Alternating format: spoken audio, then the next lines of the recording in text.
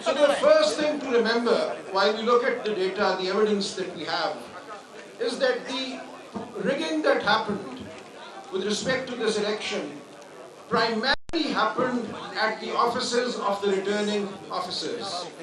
Now that is a very serious thing.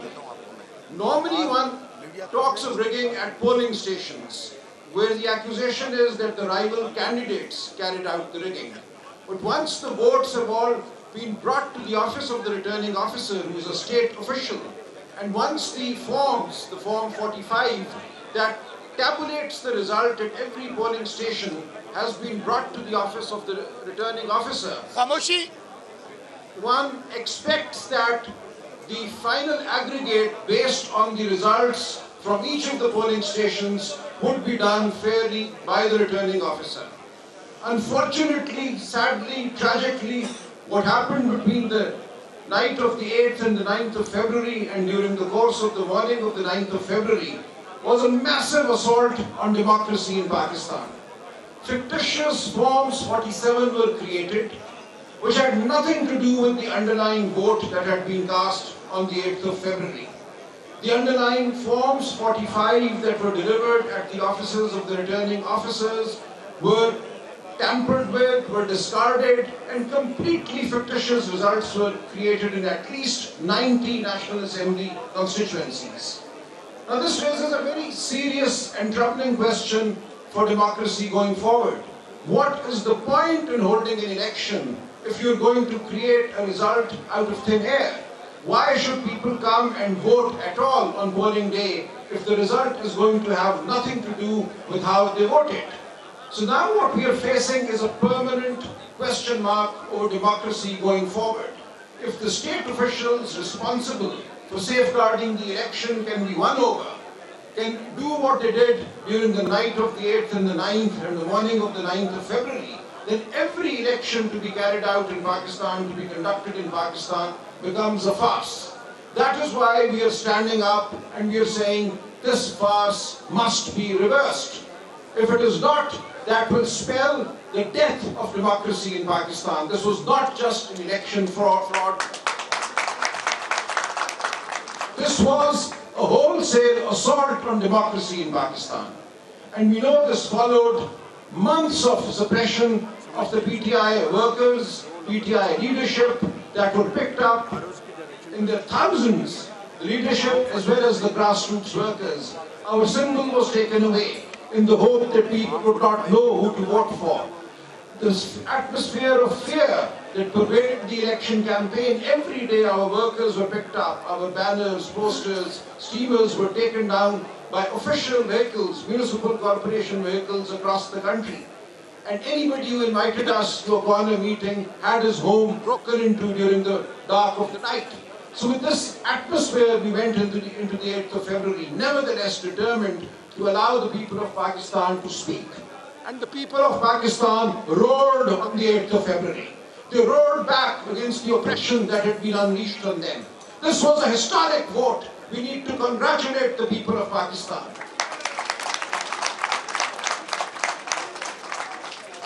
I went to polling stations in dark, dingy lanes, and I went to women's polling stations that day where illiterate women were standing, queuing in lines for hours.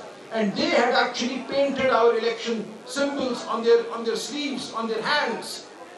We all had different symbols. I had a badminton racket. People underneath me, somebody had an aeroplane, somebody had a paintbrush. And they knew who to vote for. These were illiterate women and men. They had taken our symbols to their hearts. We really thought that we would have a tough time getting people to vote for our diverse symbols. But the people assured us. They said, we know who you are. We know who you're standing for. We know what you're standing for. They cannot fool us by taking your symbol away. This was a magnificent effort by the people of Pakistan.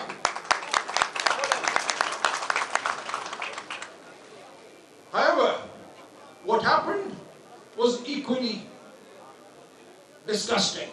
We have magnificence on one side and disgusting assault on the election on the other. So during the night, in my case for instance, NA 128 Lahore, throughout the day the polling stations were swarming. It was a carnival atmosphere. And the forms 45, as they started trickling into the RO's office, I was sitting there, I had gone there around 6:30 p.m. to be present. Every single polling station that had come in by 10 p.m., I had won. And the next morning when we got the forms 45, I had a lead of 100,000 over the other candidate. 100,000. But at 10:30 p.m., I was ousted from the RO's office. There is a video of that as well, I could play that. So a contingent of policemen actually physically threw me and my wife, who was my election agent, out of the RO's office. My wife stood her ground, she sat on a chair, they physically lifted the chair and they threw us out. And thereafter they created the fake Form 47 that they announced at 1 p.m. the next day, the 9th of February. Which had nothing to do. Now what they did was, what's ridiculous, they could not really take away my vote, so they declared that I had polled 160,000 votes in Lahore in my constituency. This was a massive vote. This was a vote greater than any other in Lahore. But then they showed my opponent, who had not actually gone beyond 60,000, as having polled 172,000 votes. This took the turnout for my constituency, NA 128, to 57%, whereas the turnout for every single provincial assembly seat underneath me, under NA 128, is 39 or 39.5%. So a jump of 19% between the National Assembly turnout and the Provincial Assembly turnout tells you everything. And I would urge the international media, the observers, to look for the turnout figures for the Provincial Assembly and for the National Assembly in the various constituencies where we say assault took place. And you will see this pattern repeated everywhere. This suggests that 110,000 voters entered polling booths and did not vote for the provincial candidate, but only voted for the national candidate and only the candidate opposing me. This is absolutely ridiculous. And this gives away, this shows the clumsiness with which this assault was carried out. And we are taking all this to the courts, we have taken all this to the Election Commission, and we have our forms with us. Here I have the Form 45 that we filed in the Election Commission of Pakistan on the 12th of February. Now I could not have, nobody could have recreated these forms in 3 days. We filed every single form, we've done a detailed analysis, compared the results with the provincial assembly seats, and I urge all candidates to do that, do the hard work. And it is indisputable that there was an assault of the most drastic nature on the election process on the 8th and the 9th of February. Now with this, I want the international media, the international observers, to take our message to the world, to say that the people of Pakistan have been denied their voice yet again. And the consequence of this is most serious for the country. Kindly see, had we been allowed our fair number of seats, the PTI clearly would have emerged as the only federal party in Pakistan. We would have had at least 14 seats in Karachi. We would have had seats in Balochistan. We would have had seats everywhere. And we would therefore be the federal party that we actually are. But what they've done, by the rigging that was carried out, they've turned every party into a small regional party. So what we have now is the People's Party as just a Sindh party. We have the PMLN, which got no more than 20 seats.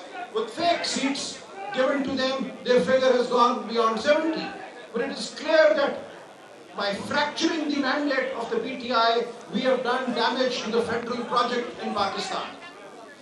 अब मैं उर्दू में थोड़ा सा कहूँगा, देखिए हर हल्के में आपने ये देखना है कि जो सूबाई असेंबली के वोट हैं उस हल्के में, उनमें और कौमी असेंबली के वोटों में फ़र्क कितना है।